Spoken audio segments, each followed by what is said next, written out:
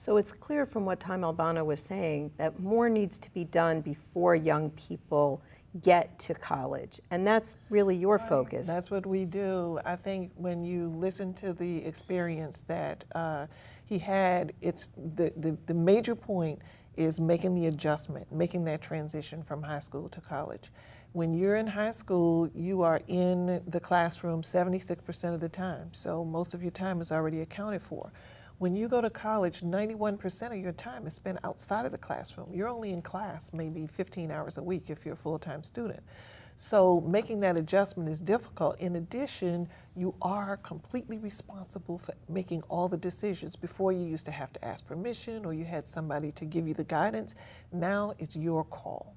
So the more students have the opportunity to learn about that before they go to college, the better. And that's what we do. We offer a college life skills course as early that students can take that's recommended for college credit as early as 11th and 12th grade to help them understand that they need to be able to master themselves and their lives outside of the classroom before they get into college. That's great, because lest anybody think that this is reserved only for foster children, I'd like them to think back to college, because as you were talking about that, my freshman year, my roommates and I tried 4 times to get to the time management course, and we never could pull it off. That's right. We couldn't manage our time well enough. So there you go. But good news, I'm CEO of the Children's Services Council, so I guess I worked it out somewhere. You will too. Steve, tell us about what the REACH. Yeah, Florida REACH. Well, basically, building on the work of the state. A number of organizations throughout the state have been, for many, many years, helping young people from foster care and homeless and non-relative care improve their chances. Some of them right here in Broward, Handy, for instance, the Flight Center. These organizations are those that have really paid attention to this population and said, what can we do as a community? And these organizations have joined me in an effort called Florida REACH Broward County. Florida REACH Broward County is basically a network of young of programs, many of which are funded by the Children's Services Council, that meet on a monthly or every other month basis at the Children's Service Council and are going through a process called Collective Impact. Sue Gallagher, your director of research, is helping us to understand how we can have results, shared results, and then look for the data that can help us understand what's really happening in our community, and then look at what's working. So we're meeting and we have certain goals. One of them is to get full-time college coaches located at Broward College and at Florida Atlantic University. Because a similar operation, Florida REACH Miami-Dade, resulted in the community coming together, raising money and funding a full-time college coach at Miami-Dade College and a full-time college coach at Florida International University. So we want the same thing to happen up here because as Tavon was talking, he sees the need for support now that he's in college. And it's a different kind of support mechanism that's needed. There's a lot of things at Broward College. I went to Broward College, so it was a great place to start and to launch my career. But there's a lot of resources that people need help getting to. Just because the career services is there doesn't mean that young people even know about it. Dr. Williams and I worked together at Florida Atlantic University, and we worked together at Florida International University, and we know that only about 20% of young people from regular backgrounds even go to career services. Right. So a lot of times we do need to guide these young people. I have a company called Rios Research and Evaluation, and that company is spending time looking at effective programs in South Florida. Programs like Educate Tomorrow that provides one-on-one mentoring for young people from disadvantaged situations. Tavon and I already talked about that, and he mentioned he wants a mentor. Well, Educate Tomorrow is already on the case, and they're sending him the application.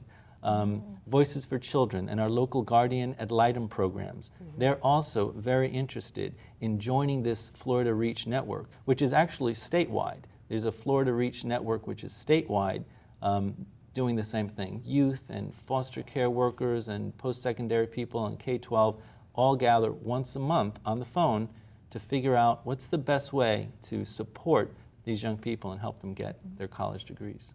Mentors are such a big, important part of the system in so many ways.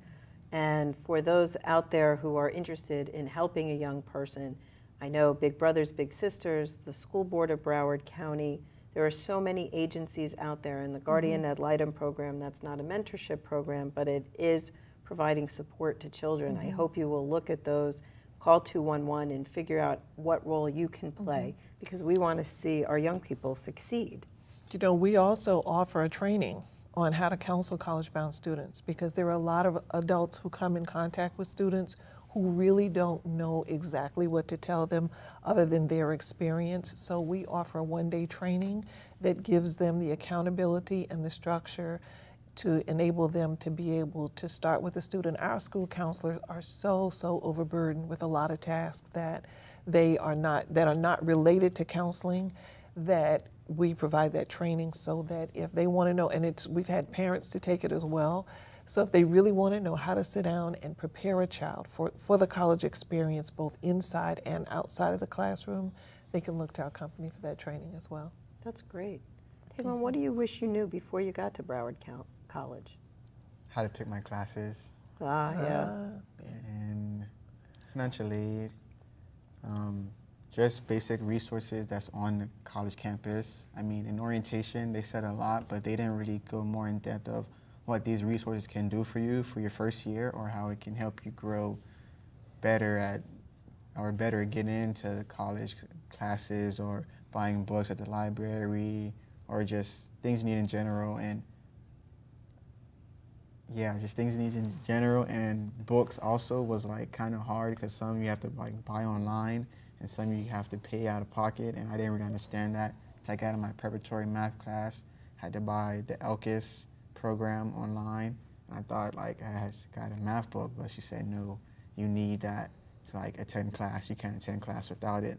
So I was like, what's the deadline for me to get it? Well, you have to have it by next class, and that was on a Thursday, and my next class was on a Tuesday, but due to financial situations, I had to buy books out of pocket, because I didn't know that we had financial aid on our student ID cards. I could use that. So that was a big obstacle. It's like for me. entering a new world or going to another country. Think about the first time you went to a different country. Did you need guidance? How much guidance? Even to go to a restaurant, even to order something. And so this is what we're trying to do. We're trying to connect these young people. Yes, they have life coaches and they have caseworkers, et cetera, but really, a lot of times it's that one-on-one contact. Because when he was talking about his life coach call him and say, how you doing? The first thing is, I'm doing okay, because I'm supposed to be doing okay. Well, guess what? That mentor would be a person who can listen between the lines and say, okay, I'm going to show up. Let's go together to buy those books. I remember when I went with my mentee to buy books, I was surprised. Someone said, you got to pay $45 for what? A code. Code? Yeah, to give you access to a computer program that lets you. Well, if he would have been by himself, he'd say, I'm not going to pay $45 for a code. I would say that. So, but I was able to help him understand it and just be there, be the support for the person, like a parent would. You know, Kristen Garizi, one time I said, Kristen, what is it that these young people need? You've been working with them for years. And she said, a parent. Well, and I'm afraid on that note, we're going to have to stop. But yes, they do. And don't we all? I mean, I'd love to give parents to all of the children. But for today, we're going to have to stop. I want to thank Dr. Steve Rios, Dr. Rosalia Williams, Tavon Harvin-Pierre, and Tom Albano for helping us understand the obstacles facing students who are transitioning to college and how the community is coming together to provide support. Although there's a lot more to be done, and we need your participation. I've been your host, Cindy Arenberg-Seltzer, President and CEO of the Children's Services Council of Broward County, where our mission is to empower Broward's children to become responsible, productive adults capable of realizing their full potential, their hopes, and their dreams. For copies of this program or any other episode of Future First, please call the Children's Services Council at 954-377-1000 or visit www.cscbroward.org. Like us on Facebook, and remember to join us next time on Future First, Focus on Broward's Children.